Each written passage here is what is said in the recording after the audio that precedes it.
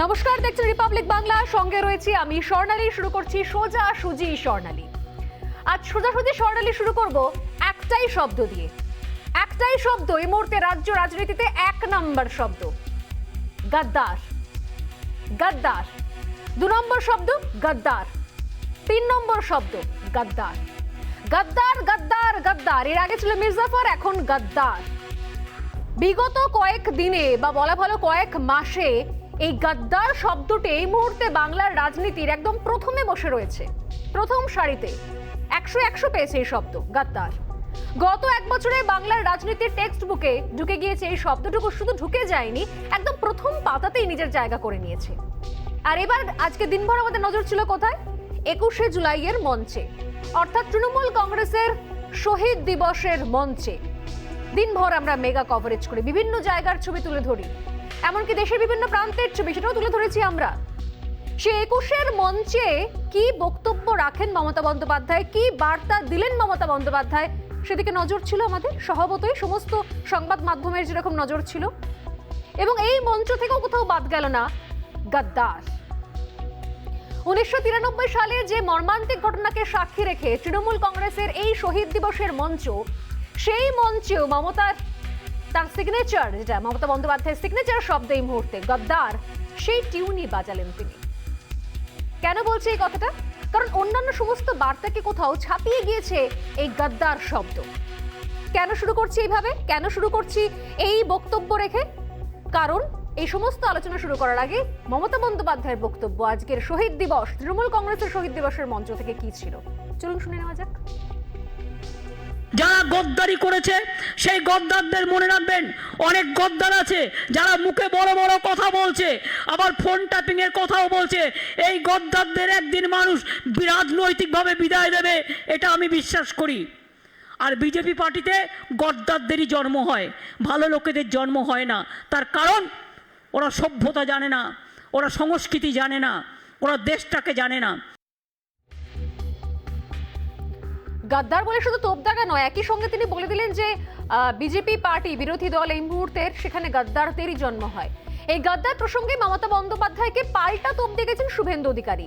কারণ গদ্দার বললে প্রথমেই যে নামটা উঠে আসে সেটা বলার অপেক্ষা রাখে না। যারা বাংলায় রয়েছেন, বাংলার রাজনীতির সঙ্গে অল্প বিস্তর হলেও যুক্ত খবর রাখেন, তারা জানেন যে মমতা বন্দ্যোপাধ্যায়ের এই মুহূর্তে গদ্দার মানে প্রথম লক্ষ্যই শুভেন্দু অধিকারী।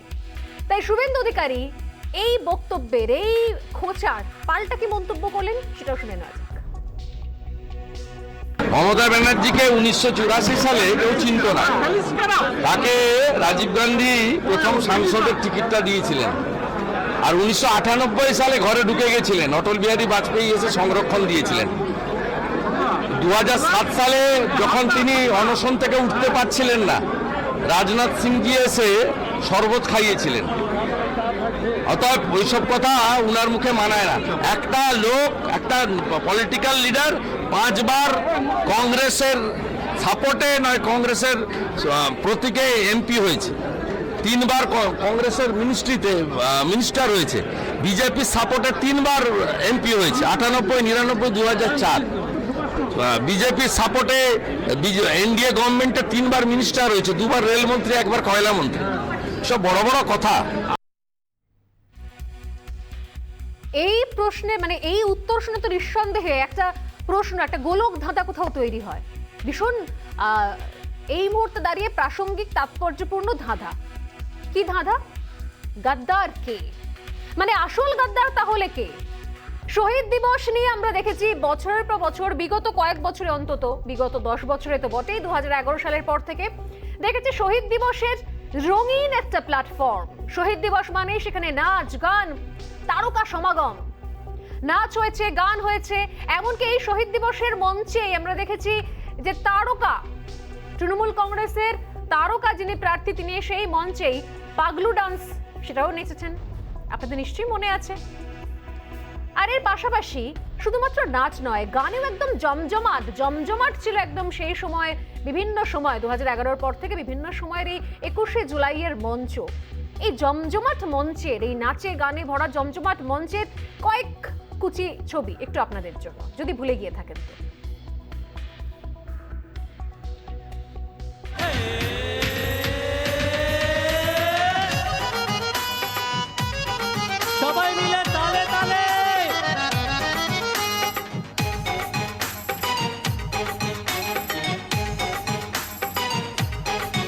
দাদা কাকে বলি আর আজব কারবার, ধান্দাবাজের হাতে পড়ে দেশে হাহাকার।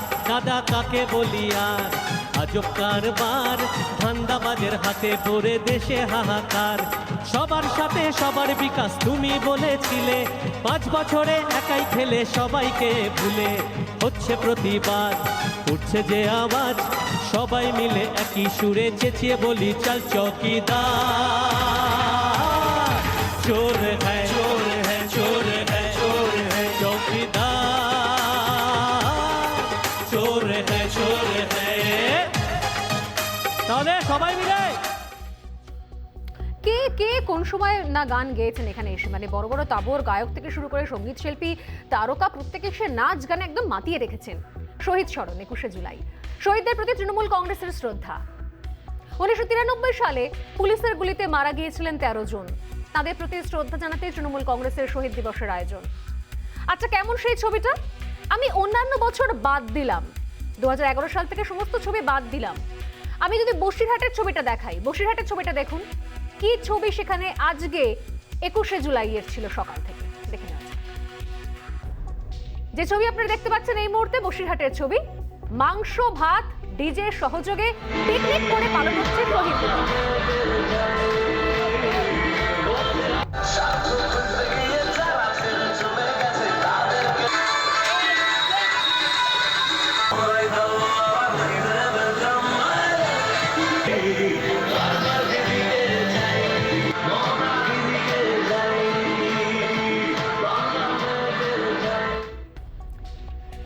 নাচে গানে পিকনিক, অকাল পিকনিক। এই সময় তো পিকনিক সাধারণত থাকে না, মরশুম শীতকাল থেকে এই সময়টা মোটামুটি একটা পিকনিকের একটা আয়োজন ব্যবস্থা আমরা দেখতেই পাই প্রতি বছর। যদিও এবছর আলাদা করে কোথাও বলতে হচ্ছে, কারণ ওই যে গদ্দার নতুন শব্দবন্ধ কোথাও যোগ হয়েছে, নতুন শব্দ অ্যাড হয়েছে এই ডিকশনারিতে। এই মাংস ভাত গরম ভাত এরকম শহীদ দিবসের ছবি কম বেশি দেখাই যায়, প্রতি বছরই হয়। এটা হয়তো 21শে জুলাইয়ের একটা কালচার হয়ে দাঁড়িয়েছে বিগত কয়েক বছরে। রাজনীতিতে নেহাত নব্য এরা যারা এই নাচ গান করছেন তারা হয়তো জানেনই না যে কেন এই শহীদ দিবস, ঠিক কি ঘটেছিল আজ থেকে 28 বছর আগে। আজ থেকে 28 বছর আগে 1993 সালের 21শে জুলাই মমতা বন্দ্যোপাধ্যায় তখন যুব কংগ্রেস সভাপতি, তৃণমূল কংগ্রেসের তখনও জন্ম হয়নি, সচিত্র ভোটার পরিচয়পত্রের দাবিতে মহাকরণ অভিযান ডাক দিয়েছিলেন সেদিন। পরেরটি ইতিহাস। 2011 সালে ক্ষমতায় এসে এই ঘটনার তদন্তে কমিশনও তৈরি করেছিলেন মমতা বন্দ্যোপাধ্যায়। 1993 সালে বাম সরকারের স্বরাষ্ট্র সচিব ছিলেন মনীশ গুপ্ত, ছিলেন অন্যতম অভিযুক্ত, কারণ তার দায় নিয়ে বারবার প্রশ্ন উঠেছে, বারবার প্রশ্ন তোলা হয়েছে সেই সময়ের কংগ্রেস সমর্থক, কংগ্রেস নেতা, পরবর্তীকালে তৃণমূল কংগ্রেস নেতা প্রত্যেকের তরফ থেকে। কিন্তু 11 সালে আমরা কি দেখলাম? 2011 সালে আমরা দেখলাম যে 21শে জুলাইয়ের দায় ঘাট থেকে ঝেড়ে ফেলে মনীশ গুপ্ত আলো করে বসলেন মমতা বন্দ্যোপাধ্যায়ের মন্ত্রিসভায়। শুধু তাই নয়, ভোটে হারার পরেও পাঠানো হয় তাকে রাজ্যসভায়। এবার যদি প্রশ্ন ওঠে আসল গদ্দার কে, সাংসদ দেবশ্রী চৌধুরীর এই প্রশ্ন তুলেছেন। আমি এই আলোচনা আরো এগোবো, তবে তার আগে শুনে নেব আজকে সাংসদ দেবশ্রী চৌধুরী তিনি কি প্রশ্ন তুলেছেন। 1993 সালে যে 13 জন কংগ্রেসী কর্মীর হত্যা হয়েছিল, সেই হত্যার যিনি গুলি চালানোর আদেশ যে আধিকারিক দিয়েছিলেন, সেই আধিকারিককে মমতা বন্দ্যোপাধ্যায় তার মন্ত্রিসভায় মন্ত্রী করেছেন। 21শে জুলাইয়ের তদন্তে গঠিত হয়েছিল কমিশন। সেই কমিশনে অন্যতম অভিযুক্ত হিসেবে জিজ্ঞাসাবাদের সম্মুখীন হয়েছিলেন মনীশ গুপ্ত, আর তাকে তৃণমূল নেত্রী নিজের ক্যাবিনেটে জায়গা দিয়েছিলেন। তাহলে আবারও সেই প্রশ্ন, গদ্দারকে? পাশাপাশি এই প্রশ্ন আরো বেশি প্রাসঙ্গিক, কারণ মুকুল রায় তিনি যখন আজকে মঞ্চ আলো করেছিলেন, মুকুল রায় যখন বিজেপিতে গেলেন তখন তিনি হয়ে গেলেন গদ্দার, তিনি হয়ে গেলেন মির্জাফর। আবার যখন তিনি তৃণমূলে ফিরে এলেন তখন তিনি ঘরের ছেলে, ভালো মানুষ। নেত্রীর কাছে তাহলে গদ্দারের সংজ্ঞাটা কি? আমি এই বিষয় নিয়ে আলোচনা শুরু করব, তবে তার আগে প্রতিদিনের মতো যে 3টে প্রশ্ন থাকছে শুধুমাত্র আপনাদের জন্য, যাদের উত্তরগুলো আপনারাই দিতে পারেন। আমার আজকে প্রথম পোল কোয়েশ্চেন, শহীদ স্মরণেও গদ্দার রাজনীতি কি মমতা বন্দ্যোপাধ্যায়ের? 2 নম্বর প্রশ্ন, তৃণমূলে ফিরতেই মুকুল কি আর গদ্দার নন? 3 নম্বর প্রশ্ন, মাংস ভাত ডিজে সহযোগে শহীদ স্মরণ করা যায়? আপনারা অবশ্যই জানাবেন যে আপনাদের কি মনে হয়। পোল কোয়েশ্চেন খুব সহজে আপনারা উত্তর পাঠিয়ে দিতে পারেন কু অ্যাপ ডাউনলোড করে এবং হ্যাঁ বা না এর মাধ্যমে। যারা যারা রয়েছেন আমাদের সঙ্গে আজকে রয়েছেন শতরূপা বিজেপি মুখপাত্র, রয়েছেন কনিষ্ক পান্ডা বিজেপি নেতা, রয়েছেন বৈষ্ণব চট্টোপাধ্যায় তৃণমূল কংগ্রেস নেতা এবং রয়েছেন সায়ন বন্দ্যোপাধ্যায় আইনজীবী। আমার প্রথমেই প্রশ্ন, প্রত্যেককে স্বাগত রিপাবলিক বাংলা এবং সোজাসুজি স্বর্ণালীতে। আমার প্রথম প্রশ্ন যদিও কনিষ্কবাবুর কাছে। কনিষ্কবাবু, এতক্ষণ ধরে যে বিষয় নিয়ে কথা বলছিলাম আমরা, এই যে গদ্দার, কেমন লাগে আপনাকে যখন আপনিও নিজের সম্পর্কে গদ্দার শোনেন? মানে এই আলোচনা শুরু করার আগে এই বিষয়টা নিয়ে আমি আলোকপাত করছি। গদ্দার যখন শোনেন আপনিও তো সেক্ষেত্রে যদি গদ্দারের ব্র্যাকেটে রাখা হয় আপনাকেও সেখানে ফেলা হবে। কেমন লাগে এই গদ্দার শুনতে? আজকে যখন তৃণমূল কংগ্রেসের 21শে জুলাই মঞ্চ থেকে মমতা বন্দ্যোপাধ্যায় বলছেন আপনাদের উদ্দেশ্য করেই যে এই গদ্দারদের থেকে আর বেশি কিছু প্রত্যাশা নেই। ঘটনা হচ্ছে যে প্রথম উনি কি ভাষায় কথা বলছেন আমরা ঠিক বুঝতে পারলাম না। হিন্দি বলছেন না ইংরেজি বলছেন, কোনো ভাষাটাই সঠিকভাবে বলে উঠতে পারছেন না। উনি কি প্রধানমন্ত্রী হবেন? ইংরেজিটাও যে বলছেন ভুল বলছেন, হিন্দি তো বোঝাই যাচ্ছে না কি বলছে। আর না, যে হিন্দি পরিমাণে ইংলিশ হাইপ নিয়ে তো নিয়ে আমাদের প্রশ্ন নয় কনিষ্কবাবু, আমার সোজা প্রশ্ন যে গদ্দার শুনতে কেমন লাগে? এই গদ্দারিটা কেন করলেন মমতা বন্দ্যোপাধ্যায়ের সঙ্গে, যেটা উনি মাথা থেকে বার করতে পারছেন না? মমতা ব্যানার্জির নাম উঠবে গিনিস বুকে, কারণ গদ্দার যদি কেউ হয়ে থাকে পশ্চিমবঙ্গের সবচেয়ে বড় গদ্দার হচ্ছে মমতা ব্যানার্জি। তিনি কংগ্রেস আমলে রাজীব গান্ধীর সঙ্গে ধরে 1984 সাল থেকে কংগ্রেসের এমপি হয়ে, মন্ত্রী হয়ে, যুব কল্যাণ মন্ত্রী হয়ে, সভাপতি হয়েছিলেন। সৌমেনদার কাছে 82 সালে হেরে যান, তারপরে 83 সালের এই ঘটনা, তারপরে 98 সালে দল গঠন করে বিজেপির মন্ত্রী 4 বার হয়ে, এমপি হয়ে, বিজেপি কে ধরে, তারপরে আবার বিজেপি কে ছেড়ে আবার কংগ্রেসের সঙ্গে বিধানসভায় অ্যালায়েন্স করে আবার কংগ্রেসকে ছেড়ে আবার বিজেপি কে ধরা, এই যে বারংবার এ দল সে দল, তারপরে বিভিন্ন ব্যাপারে সকলকে শহীদ বানিয়ে, শহীদ যারা হচ্ছে তাদের বিচার না করে তাদের যিনারা শহীদ করছেন তাদের সঙ্গে গলা মেলানোর মতো গদ্দার আর বোধহয় পশ্চিমবঙ্গে মমতার ছাড়া আর কেউ নেই। না, আপনাদের জন্যই তো বলছেন মমতা বন্দ্যোপাধ্যায়, এই যারা গদ্দার তাদের এখন মুখে বড় বড় কথা, বিজেপিতেই গদ্দারদের জন্ম হয়। বিজেপিতে যদি গদ্দার জন্ম হয়, উনিও তো বিজেপিতে ছিলেন, বিজেপিকে উনিই তো বিজেপির মন্ত্রী ছিলেন, এমপি ছিলেন। এবং 98 সালে নন্দীগ্রামের হামলায় যখন সুষমা স্বরাজ আদবানিজি নন্দীগ্রাম নিয়ে সবচেয়ে বেশি আওয়াজ তুলেছিল সংসদে, সেদিন কি মনে ছিল না যে তিনিও বিজেপি ছিলেন, তিনিও গদ্দারি করেছিলেন? তিনি প্রত্যেক জায়গায় শুধু গদ্দারি করেনি, মানুষের জীবনকে নিয়ে গদ্দারি করেছে। তিনি নন্দীগ্রামে সত্যজিৎ বন্দ্যোপাধ্যায়কে যিনি গুলি চালিয়েছিলেন তাকে কোলে নিয়ে গদ্দারি করেছেন নন্দীগ্রামের সঙ্গে। তিনি গদ্দারি করেছেন তাপসী মালির সঙ্গে, দেবু মালিকে তৃণমূলে যোগদান করিয়ে।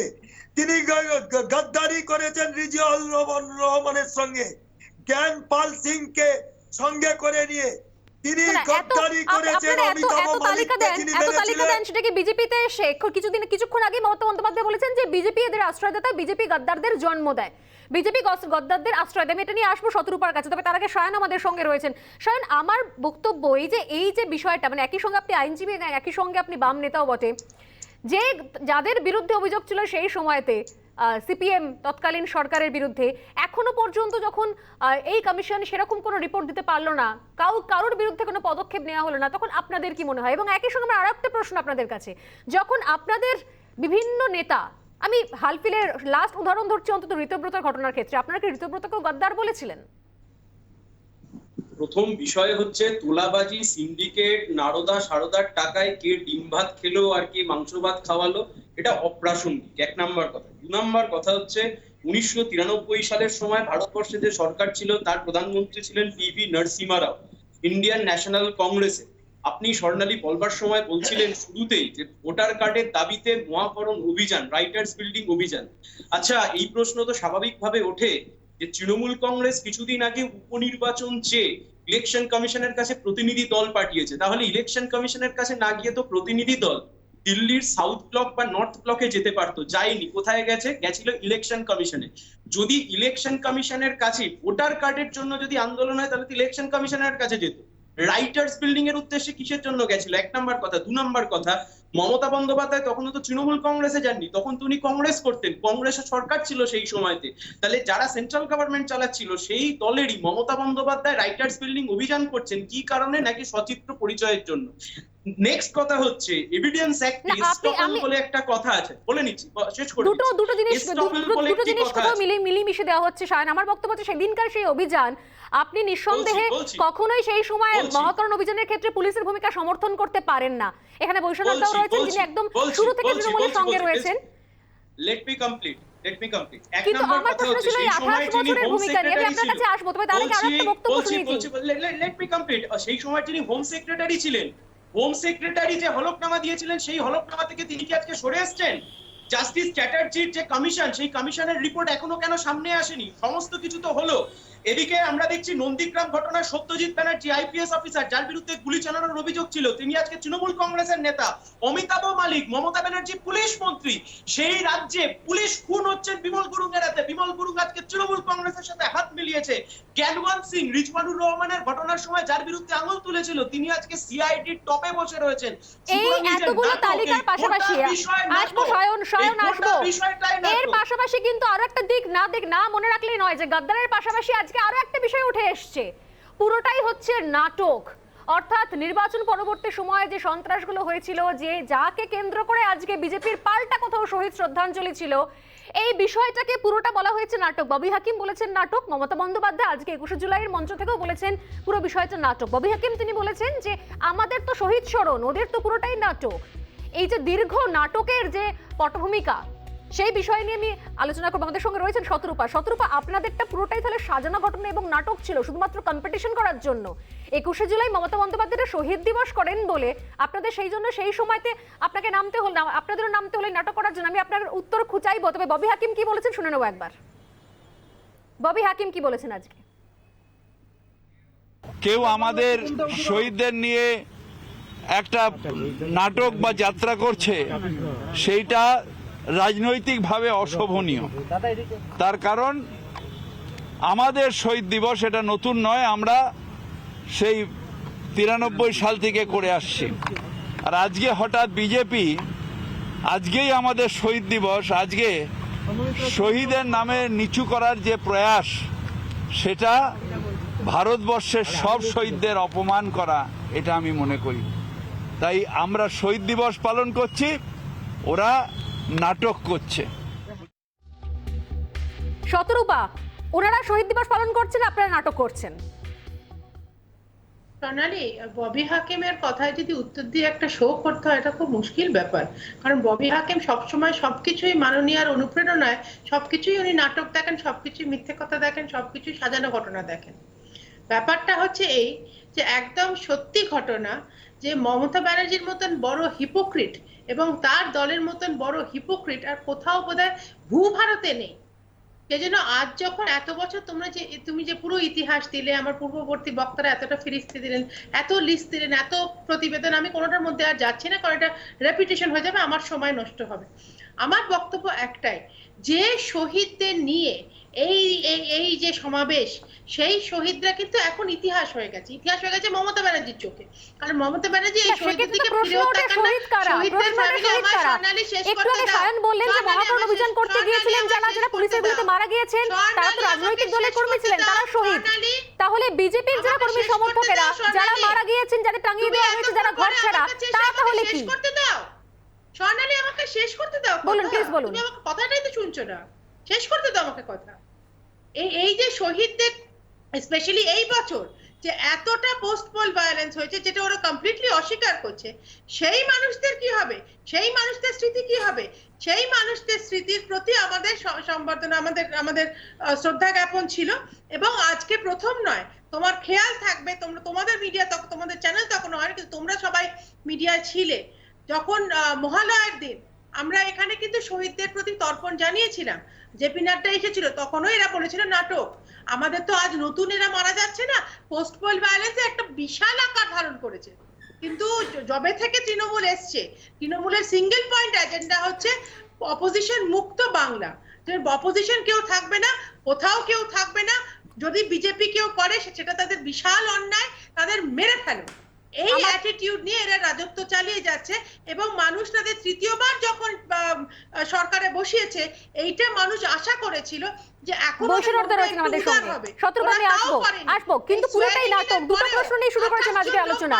একদিকে হচ্ছে গদ্দার কারা, উত্তর চাইবো, অন্যদিকে হচ্ছে পুরোটাই নাটক। যদি পুরোটা নাটক হয়ে থাকে, নির্বাচনের পরে কোথাও কিচ্ছু হয়নি। আজকে মমতা বন্দ্যোপাধ্যায় বলেছেন, আমি আসবো, একবার শুনবো মমতা বন্দ্যোপাধ্যায় কি বলেছেন আজকে, শুনে নি একবার। After election, you are shouting for post-poll violence. Nothing happened in post-poll violence. What is the institution? You destroyed all the institution in this country. Some BJP member, they became the Human Rights Commission member and they submitted their report totally wrong. 5ই মে থেকে গতকালের হত্যাকে যদি আমরা যুক্ত করি, তাহলে 30 জন এই মুখ্যমন্ত্রীর পূর্ণকালীন সময়ে তিনি তার সময়কালে হত্যা হয়েছেন। 10 বছরের পর 11তম বর্ষে মুখ্যমন্ত্রী হয়ে আছেন। তার হাত আজকে বিজেপির কার্যকর্তাদের রক্তে রঞ্জিত। 175-এর উপরে লোককে হত্যা করেছেন মমতা বন্দ্যোপাধ্যায়।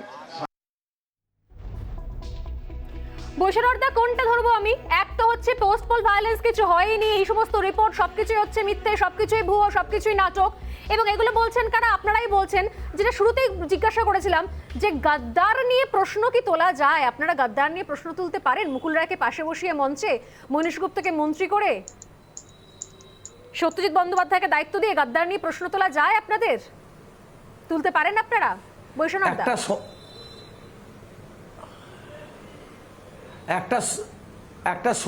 একটা সময় দেবেন। রেফারি যখন একটা দলের হয়ে খেলে না, যিনি সঞ্চালনা করছেন তিনি যখন একটা দলের হয়ে বলেন, তখন কতটা হাস্যস্কর হয় আজকে শোটা থেকে এটা বোঝা যাচ্ছে। আপনি 3 জন বিজেপিকে বলতে দিয়েছে, তার সঙ্গে আপনি 4র্থ লোকে যুক্ত হয়েছেন। আপনাদের সকলেরই একটা কাজ হলো যে মমতা বন্দ্যোপাধ্যায় যে লড়াই করে পশ্চিমবাংলায় সিপিএমকে হারিয়েছেন, এটাকে ছোট করে দেখানো। 21শে জুলাই, আরে আপনি তো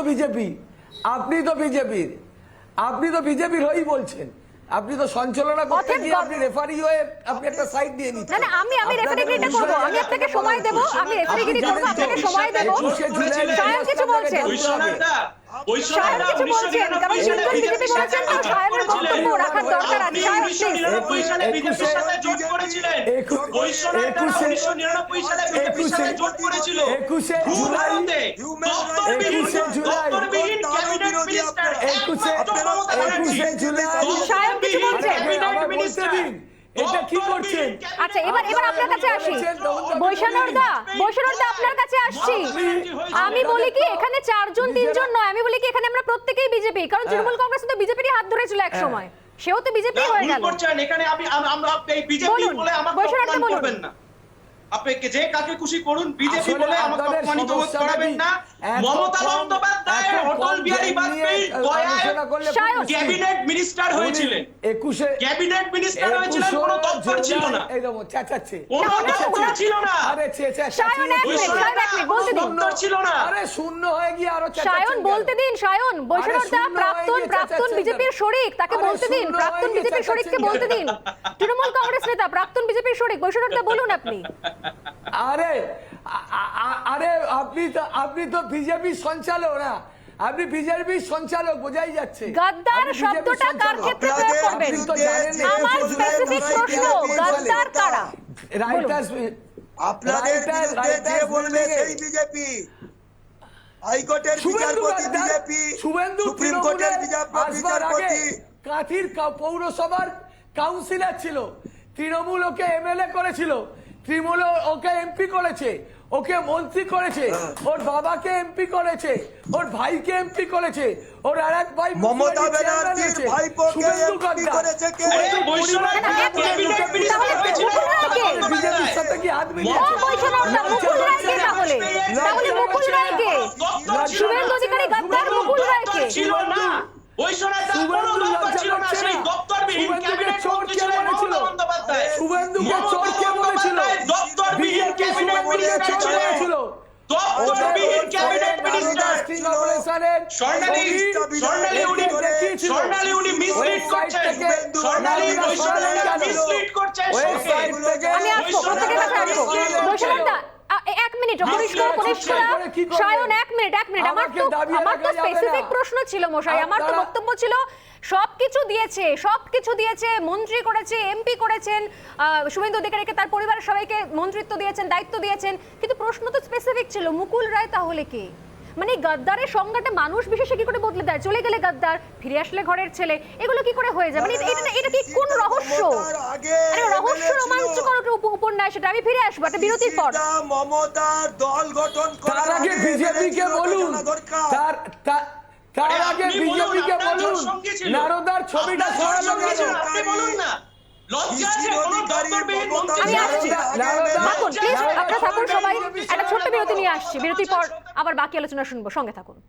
সোজাসুজি স্বর্ণালীর একদম লাস্ট ল্যাপে আলোচনা শেষ করবো আমরা, প্রত্যেকের কাছে 30 সেকেন্ড সময় থাকবে।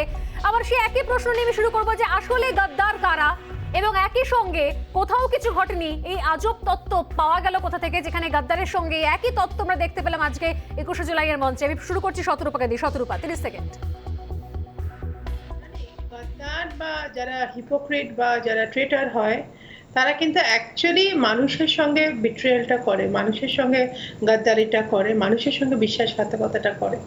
আজকে আমি অন্য কারোর কথা বলছি না, মাননীয়া যেখানে থার্ড টাইম মুখ্যমন্ত্রী হিসেবে মানুষের আশীর্বাদে বসেছে, প্রথমত তিনি এখনো ইলেক্টেড নন, সেটা আলাদা কথা, কিন্তু তার দলের 213টা সিট নিয়ে যারা বসেছে তাদের কিন্তু মানুষের প্রতি একটা মানুষ তাদের প্রতি একটা আশা করে আছে যে এবার অন্তত শান্তি ফিরবে, এবার অন্তত তারা শাসনটা সুশাসনে পরিণত করবে। এইবার এই যে দল বদলের লোকজন যারা চলছে আসছে, একবার এই দল একবার ও দল, তাতে বিজেপির কোনো ক্ষতি হচ্ছে না, কিন্তু মানুষের প্রতি তারা যে এত বড় বিশ্বাসঘাতকতা করছে, এটা কিন্তু মানুষ। ধন্যবাদ শতরূপা। কনিষ্ক বাবু, কনিষ্ক পান্ডা, আপনি নিজেই শিশির অধিকারী প্রথমেই বলে দিই। হ্যাঁ, কি বলবেন আপনি আজকের এই জায়গা থেকে? শিশির বাবুর সম্পর্কে যে কথাগুলো বলা হচ্ছে, শিশির বাবু শুভেন্দু অধিকারীকে তৃণমূল বানিয়েছে, কথাটা ভুল। কারণ শিশির অধিকারী প্রায় 36 বছরের চেয়ারম্যান এবং প্রায় 22 বছর ধরে এমএলএ আছেন, এবং কংগ্রেস আমল থেকে। এবং আবার দেখুন, যখন শুভেন্দু অধিকারী হলেন তখন 2006 সালে শুধু কেবলমাত্র শিশির অধিকারী এবং শুভেন্দু অধিকারী জিতেছিল। আর গাদ্দার যদি বলতে হয় মুখ্যমন্ত্রী ছাড়া আর কেউ নয়, কারণ এখন যুবশ্রী থেকে শুরু করে পুলিশের চাকরি থেকে শুরু করে টেট পরীক্ষা থেকে শুরু করে ভুয়া ভ্যাকসিন থেকে শুরু করে সবার সঙ্গে গাদ্দারি করেছে মুখ্যমন্ত্রী। শুধু তাই নয়, শুরু করে আসল গাদ্দারি তো মানুষের সঙ্গে হচ্ছে। বৈষ্ণব বাবুর কাছে আসবো, যদিও কিছুক্ষণ আগে বলছিলেন কিছু যায় আসে না যদি সঠিক প্রশ্ন করা হয়। বৈষ্ণবদা, আপনারা কখনো বিজেপি কখনো মাওবাদী, এর উদাহরণ রয়েছে ভুড়ি ভুড়ি, সেদিকে যাচ্ছি না, 30 সেকেন্ড সময় রয়েছে। আসল গাদ্দার কে, কারা তাহলে দাঁড়াচ্ছে? বৈষ্ণব বাবু কি বলবেন?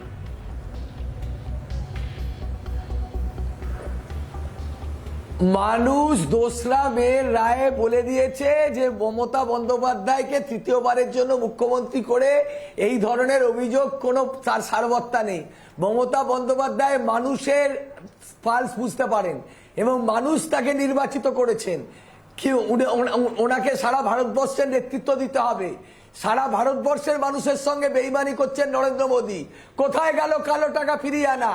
কোথায় বছরে 2 কোটি বেকার যুবকের চাকরি? কেন পেট্রোল ডিজেল রান্নার গ্যাসের দাম বাড়ছে? কেন ভারতবর্ষের মানুষকে রাষ্ট্রায়ত্ত কারখানা বিলোপ নিগরণ করা হচ্ছে? বেসরকারি 5 লক্ষ। দেখুন, গদ্দার এ বাংলার বুকে সবচাইতে বড় গদ্দারের নাম হচ্ছে যিনি 21শে জুলাই কমিশনের রিপোর্ট যিনি পাবলিশ করেন না, 1। 2, মনীশ গুপ্তকে যিনি মন্ত্রী বানিয়েছেন তিনি গদ্দার। মনীশ গুপ্ত হেরে যাওয়ার পরে মনীশ গুপ্তকে যিনি রাজ্যসভায় পাঠিয়েছেন তিনি গদ্দার। 1999 সালে বিজেপিকে এ রাজ্যে ডেকে এনে বিজেপির সাথে জোট করা, তারপর আবার 2000 সালে কর্পোরেশন ইলেকশনে বিজেপির সাথে জোট করা, তারপর 2001 সালে কংগ্রেসের সাথে জোট করা, কংগ্রেসের থেকে হেরে গিয়ে আবার অটল বিহারী বাজপেয়ীর দয়ার দানে দপ্তরবিহীন মন্ত্রী হওয়া, তিনি হচ্ছেন সবচাইতে বড় গদ্দার। আর বাকিটা জানবার জন্য তৃণমূল কংগ্রেসের সাংসদ কৃষ্ণা বসুর বই অ্যান আউটসাইডার ইন পলিটিক্স, এইটা পড়ে নেবেন, বাকিটা বুঝে যাবেন যে বিজেপির সাথে তৃণমূলের সব কথা সবাই জানে। প্রত্যেককে অনেক ধন্যবাদ। আমরা এই নিয়ে আবারও কোনোদিনও একদিন আলোচনা করব, কারণ আমার মনে হয় যে এই গদ্দার শব্দটা এই মুহূর্তে আমাদের বাংলার রাজনীতি থেকে সহজে ডিলিট হচ্ছে না, এটা থাকবে। এবং এই নিয়ে বিতর্কও থাকবে, এই আঙুলগুলো উঠবে। আজকে যেভাবে আঙুল তোলা হচ্ছে অন্য প্রত্যেক বিরোধী দলের মধ্যে থেকে গাদ্দার খোঁজার জন্য, সেই পাল্টা আঙুল, আমরা বলি না যে একটা আঙুল সামনে উঠলে বাকি তিনটে আঙুল নিজের দিকেও কোথাও তাক করা থাকে, তাই এই বিষয়ে বিতর্ক থাকবে। প্রত্যেককে অনেক ধন্যবাদ। এই বিতর্ক শেষ করবো, তবে তার সঙ্গে আরো কিছু গুরুত্বপূর্ণ প্রশ্ন রয়েছে, ইস্যু রয়েছে। কারণ আজকে 21শে জুলাইয়ের মঞ্চকে বলা হচ্ছে 24-এর প্রস্তুতি। আজকের 21শে জুলাই মঞ্চ থেকে বলা হচ্ছে পুরোটা কোথাও কম্পিটিশন করার জন্য বিজেপির ময়দানে নামে এবং নাটক করা, ববি হাকিম বলেছেন। এই সব কিছুর উত্তর নেব, কারণ আমাদের সঙ্গে এই মুহূর্তে রয়েছেন বিজেপির রাজ্য সভাপতি দিলীপ ঘোষ। দিলীপ দা, স্বাগত আপনাকে রিপাবলিক বাংলায়, স্বাগত সোজাসুজি স্বর্ণালী আমার শোয়ে। আমি প্রথম প্রশ্নই করি যে এই যে কম্পিটিশনের তত্ত্ব সামনে নিয়ে আসা হচ্ছে, যে একদিকে সত্যিকারের শহীদ স্মরণ, অন্যদিকে হচ্ছে শহীদ দিবসের শ্রদ্ধাঞ্জলি নিয়ে নাটক, কি বলবেন এই নাটক বিষয়ে? ববি হাকিম বলেছেন, মমতা বন্দ্যোপাধ্যায়। দেখুন, আমাদের এই সরকারের আমলেই 175 জন কর্মী খুন হয়েছেন, ইলেকশনের পরেই 45 জন কর্মী খুন হয়েছেন। মমতা ব্যানার্জি তো পার্টিই ছিল না, উনি অন্যের কাছ থেকে শহীদ চুরি করছেন, কখনো ডেড বডি চুরি করছেন, কারো কাছ থেকে তারিখ চুরি করছেন। তো এর থেকে বোঝা যাচ্ছে এখানে কোথায় আসল শহীদ। তো সেই জন্য আমরা আমাদের শহীদদের শ্রদ্ধাঞ্জলি দেওয়ার জন্য আজকে বসেছিলাম সারা পশ্চিমবাংলায়, ব্লকে ব্লকে, জেলায়, প্রদেশে এবং দিল্লিতে আমাদের সাংসদদের নিয়ে রাজঘাটে বসেছিলাম। তো আমরা মনে করেছি যে সত্যিকারে যারা শহীদ হয়েছেন, ওখানে তো গুলি চালিয়ে মেরেছে, তারা আন্দোলন করতে গেছিলেন, কিন্তু আমাদের কর্মীদের তো আন্দোলন করার অধিকারও নেই, কমপ্লেন হয় না, বাড়ি থেকে তুলে নিয়ে গিয়ে রাস্তায় ধরে নিয়ে গিয়ে মেরে গাছে টাঙিয়ে দেওয়া হচ্ছে। শহীদ কারা? এই যে হিংসার রাজনীতি, এটা বন্ধ হওয়া উচিত। সেই জন্য আমরা আর নেমেছিলাম এখানে ধর্নাতে। দিলীপ দা, মমতা বন্দ্যোপাধ্যায় সাফ বক্তব্য, এর আগেও তিনি একাধিক, কিছুক্ষণ আগে আমরা এই নিয়ে আমরা বিতর্ক করছিলাম, একাধিকবার তিনি বলেছেন একই শব্দ, গাদ্দার গাদ্দার গাদ্দার, বারবার তিনি রিপিট করেছেন। তিনি আজকে বলেছেন একটা ভয়ঙ্কর কথা, যে বিজেপি গাদ্দারদের জন্ম দেয়, বিজেপি হচ্ছে গাদ্দারদের আশ্রয়ের জায়গা, বিজেপি গাদ্দার জন্ম দেয়, কি বলবেন? এটা একটা সাইকোলজির ব্যাপার। যার মনে চুরির ইচ্ছা থাকে না, সে সবাইকে চোর দেখে। যিনি সারা জীবন পার্টির সঙ্গে গদ্দারি করেছেন, কংগ্রেসের সঙ্গে গদ্দারি করেছেন, তার নিজের লোকেদের সঙ্গে গদ্দারি করেছেন, সেখানে তার মনের মধ্যে এই গদ্দার শব্দটা ঘুরতে থাকে, তাই সবার পিছনে লাগিয়ে দেন। মানুষ জানে কে গদ্দার কে নয়, সেই জন্য হিংসার আশ্রয় নিতে হয়, মিথ্যার আশ্রয় নিতে হয়, দুর্নীতির আশ্রয় নিতে হয় সরকার চালাবার জন্য। দিলীপ দা, ভোট পরবর্তী বিষয় নিয়ে আপনারা এত আন্দোলন করেছেন, আদালতে গেছেন, মানবাধিকার কমিশনের রিপোর্ট আসছে, সেই জায়গা থেকে দাঁড়িয়ে আজকে রাজ্যের মুখ্যমন্ত্রী, তিনি 3বারের জন্য নির্বাচিত, তার দল, সেই জায়গা দাঁড়িয়ে তিনি আজকে 21শে জুলাই শহীদ দিবসের মঞ্চে বলছেন কোথাও কিছু হয়নি। আমি বলছি কোথাও কিছু হয়নি, কি বলবেন? আমি আজকে তথ্য দিয়েছি, আর উনি 3য়বার নির্বাচিত হননি। বাংলার মেয়েকে মেদিনীপুর পরাজিত করেছে নন্দীগ্রাম, এটা মনে রাখতে হবে। পেছনের দরজা দিয়ে তিনি মুখ্যমন্ত্রী হয়েছেন, তার 2জন মন্ত্রী এখন এমএলএ নন। এরকম 116টা মিউনিসিপ্যালিটি আর কর্পোরেশনে অ্যাডমিনিস্ট্রেটর রূপে যারা পেছনের দরজা দিয়ে বসে লুট করছেন, তারাও নির্বাচিত নন। সেই জন্য পুরোটাই সরকার ভুয়ো, মিউনিসিপ্যালিটির চেয়ারম্যান ভুয়ো, কর্পোরেশনের মেয়র ভুয়ো, মন্ত্রী ভুয়ো, মুখ্যমন্ত্রীও ভুয়ো চলছে, আর ভ্যাকসিনও ভুয়ো চলছে। সেজন্য বড় বড় কথা বলা তারই সাজে চোরের মায়ের বড় গলা, এটা আমরা জানি। কিন্তু এই যে পরিস্থিতি তৈরি হয়েছে, সবাইকে উনি সার্টিফিকেট দিয়ে বেড়াচ্ছেন, তাকে তো পাবলিকের কাছে গিয়ে সার্টিফিকেট নিতে হবে। তাই ইলেকশন বন্ধ করে রেখেছেন। সাধারণ মানুষ মিউনিসিপ্যালিটি তার কাছে আয়না দেখাবে জানেন, তাই বাই ইলেকশনের দিকে ছুটছেন। কারণ কি, মন্ত্রিত্বের, মুখ্যমন্ত্রীত্বের পদ রাখতে হবে, নাহলে হয়তো পদত্যাগ করতে হবে, এবং পদত্যাগ করলে কি হবে পার্টিতে, সেটা একটা চিন্তার বিষয়। তাই ওটাই 1 পয়েন্ট প্রোগ্রাম।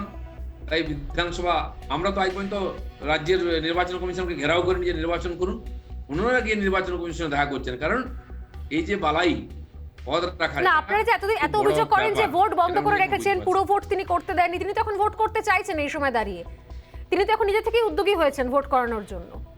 না না, পুরো ভোট কোথায়? উনি বলছেন ওটা পরে করে নেবো, আগে বাই ইলেকশনটা চাই। তো বাই ইলেকশন তো 2 মাস হয়েছে, আর 2 বছর হয়ে গেছে, সেগুলো সাধারণ মানুষের জনপ্রতিনিধির সেবা চাই না কি? মানুষের অধিকার নেই কি নির্বাচনে নিজের প্রতিনিধি নির্বাচিত করার? গণতন্ত্র আমাদের সে অধিকার দিয়েছে, কেন উনি বঞ্চিত করে রেখেছেন সাধারণ মানুষকে? আর নিজের পদ রাখার জন্য 3বার করে স্টেটমেন্ট দিচ্ছেন, তার নেতাদের পাঠিয়ে দিচ্ছেন নির্বাচন কমিশনে।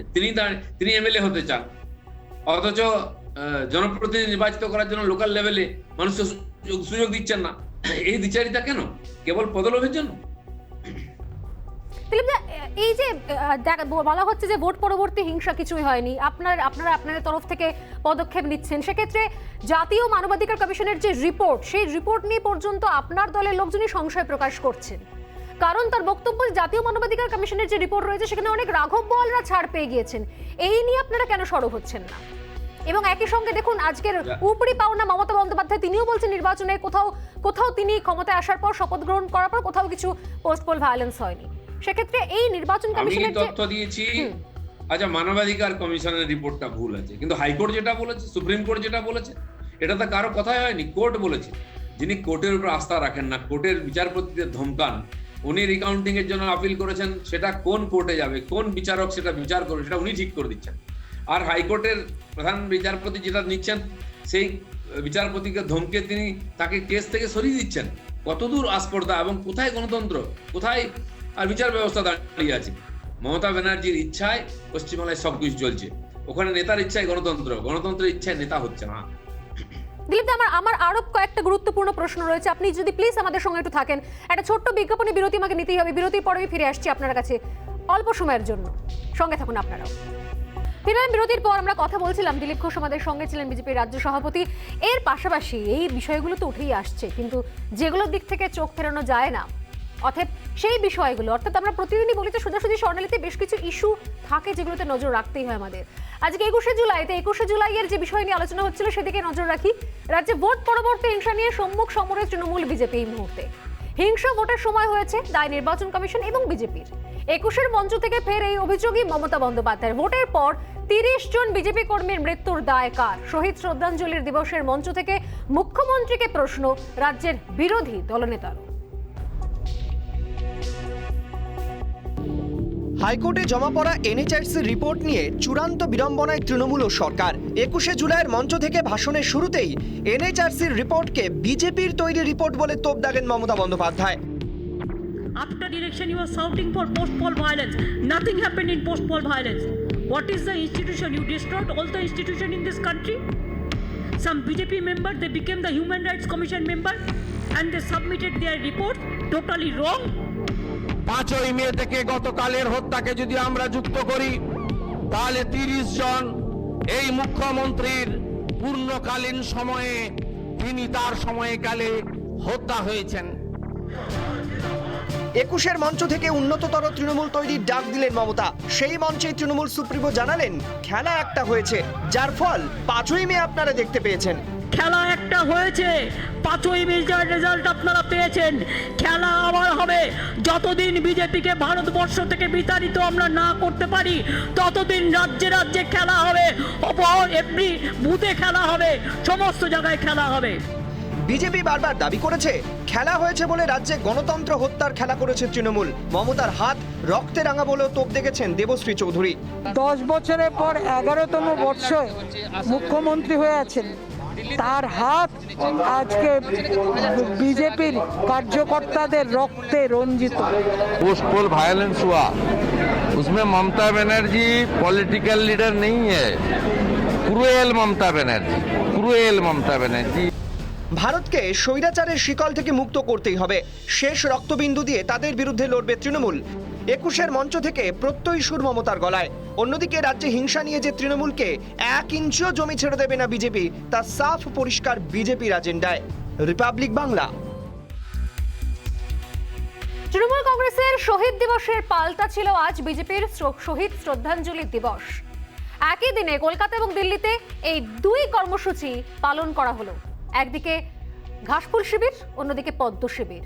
দু শিবির থেকে উঠে এলো একাধিক অভিযোগ। দিনের শেষে কি ছবি দেখতে পেলাম আমরা, চলুন দেখে নেওয়া যাক। রাজ্যে পালিত তৃণমূলের 21শে জুলাই শহীদ দিবস। পাল্টা বিজেপির কর্মসূচি শহীদদের শ্রদ্ধাঞ্জলি। বিজেপির রাজ্য দপ্তরে পালিত হলো কর্মসূচি। দিল্লিতে বিজেপির রাজ্য সভাপতি দিলীপ ঘোষের নেতৃত্বে রাজঘাটে ধর্ণা কর্মসূচি পালন করল বিজেপি। রাজ্যে ভোট পরবর্তী হিংসায় বিজেপি কর্মীরা আক্রান্ত হচ্ছেন। রাজ্যে আইন শৃঙ্খলার অবনতি সহ একাধিক ইস্যুতে রাজ্য সরকারের বিরোধিতা উঠে এলো এদিনের ধর্ণা মঞ্চ থেকে। মমতা ব্যানার্জির মুখ্যমন্ত্রী প্রধানমন্ত্রী হওয়ার ইচ্ছা অনেক দিনের। মোদির সঙ্গে লড়তে গেলে বিকাশ করতে হবে, দুর্নীতি মুক্ত করতে হবে, হিংসা মুক্ত করতে হবে। সমাজ মোদির উপরে বিশ্বাস করে। 175-এর উপরে লোককে হত্যা করেছেন মমতা বন্দ্যোপাধ্যায়। 19 তারিখে হত্যা করে রাজনৈতিক কর্মীকে, সাধারণ মানুষকে হত্যা করে 21 তারিখ শহীদ দিবস পালন করছেন সারা দেশে। তৃণমূলের 21শে জুলাই কর্মসূচির পাল্টা বিজেপির কর্মসূচিকে কটাক্ষ তৃণমূল শিবিরের। বাংলার মাটি নেই বলে কি দিল্লির মাটি গেছে? দিল্লির মাটিটাও যাবে, বাংলার মাটি যেভাবে গেছে দিল্লির মাটিও সেভাবে যাবে।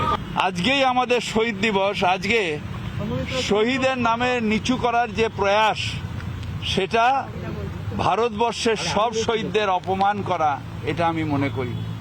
তাই আমরা শহীদ দিবস পালন করছি, ওরা নাটক করছে। ভ্যাকসিন কাণ্ডে ইডিআই সমস্ত তথ্য কলকাতা পুলিশের কাছ থেকে চেয়ে পাঠিয়েছে। ফিরাদবাবু একটু প্রস্তুতি নেই। 21শে জুলাই বনাম শহীদদের শ্রদ্ধাঞ্জলি। 24 লোকসভাকে সামনে রেখে রাজ্যের দুই যুযুধান দলের কর্মসূচির লড়াই বঙ্গ রাজনীতিতে কোন দিকে মোড় নেয় সেটাই দেখার। রিপাবলিক বাংলা। প্রতিদিন বলি শুধুমাত্র রাজ্য রাজনীতির বিষয় নয়, রাজনীতির পাশাপাশি আরো যে ঘটনাগুলো ঘটছে, যেগুলো বড় ঘটনা, যেগুলো দিকে নজর রাখতেই হচ্ছে, যেগুলো সোজাসুজি তুলে ধরি আমি স্বর্ণালী প্রত্যেকদিন এই সেগমেন্টে, সেরকমই আরো একটা ঘটনার দিকে নজর রাখি। যারা জানেন যে ইস্টবেঙ্গল ক্লাবের সামনে সংঘর্ষে দুই গোষ্ঠী সমর্থকদের মধ্যে ঘটনা ঘটে এবং আজকে কিন্তু ভয়াবহ কার্যত একটা ছোটখাটো গোষ্ঠী মানে যুদ্ধ কোথাও ছবি দেখতে পাই আমরা ইস্টবেঙ্গল ক্লাবের সামনে। বিক্ষোভকারীদের ছত্রভঙ্গ করতে পুলিশের লাঠিচার্জ, কয়েকজনকে গ্রেপ্তার করলো পুলিশ। কিন্তু কেন এই গন্ডগোল? ফুটবল খেলা ইস্টবেঙ্গল ক্লাবকে নিয়ে স্বপ্ন, সেই জায়গায় দাঁড়িয়ে বাংলার ফুটবল, বাঙালির ডার্বি, সেখানে এত রক্তক্ষরণ কেন? দেখে নি আমার শেষ প্রতিবেদনে।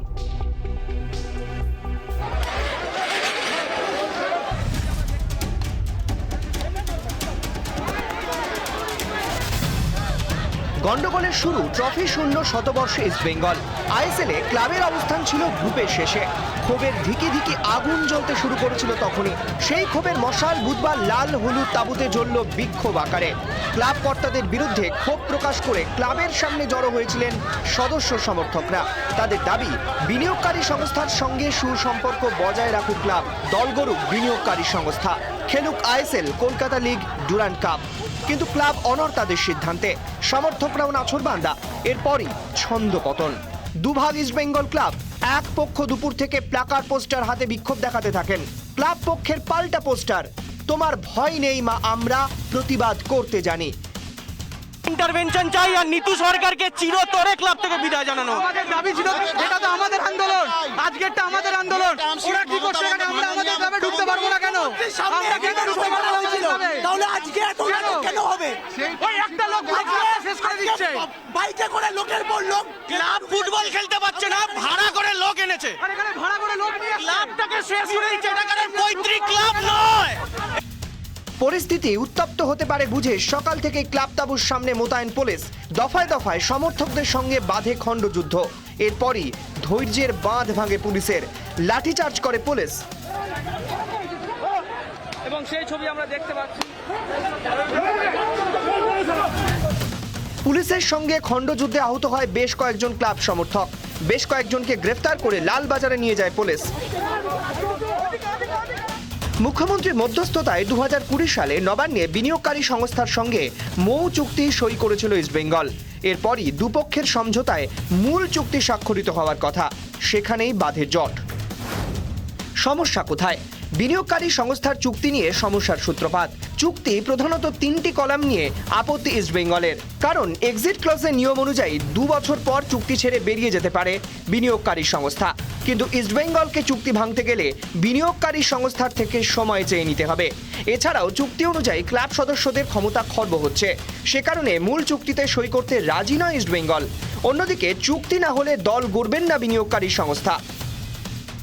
না, আমি মনে করি না দুটো গোষ্ঠী, দুজনেই আমরা ইস্টবেঙ্গলের সমর্থক। আমার মনে হয় এর পদ্ধতিগত কোনো ভুল আছে। তাদের যদি কোনো বক্তব্য থাকতো তাহলে তারা অফিসিয়ালি ক্লাবে এসে তাদের বক্তব্য জানাতে পারত, বলতে পারত। এত কিছুর পর ক্লাব কর্তারা কি সই করবেন মূল চুক্তিতে, নাকি সিদ্ধান্তে অনড় থাকবেন? কোন পথে ইস্টবেঙ্গল ক্লাব কর্তৃপক্ষ বিনিয়োগকারী সংস্থার মধ্যে চুক্তি সমস্যার সমাধান? এখনো মেলেনি কোনো উত্তর। বিশাখা রুদ্র ও সুখেন্দু সরকারের রিপোর্ট, রিপাবলিক বাংলা।